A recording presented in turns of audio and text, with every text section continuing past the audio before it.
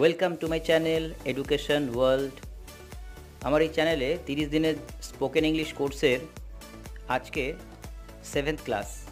আজকের ক্লাসে তোমাদের জন্য একটি গুরুত্বপূর্ণ বিষয় আমি নিয়ে এসেছি, সেটি হলো টাং টুইস্টার। এই টাং টুইস্টার হলো প্রায় সমুচ্চারিত ভিন্নার্থক কিছু শব্দ, যেগুলো দিয়ে বাক্যগুলো তৈরি হয়। এগুলো উচ্চারণের মাধ্যমে তোমাদের কিন্তু ইংলিশ বলাটা আরও সহজ হয়ে যাবে। আমি বলছি, তোমরা শোনো।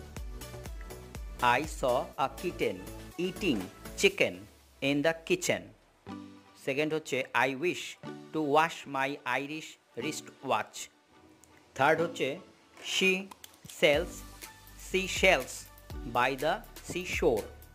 4 নম্বরে আছে 4 fine fresh fish for you. 5 নম্বরে আছে we surely shall see the sunshine soon.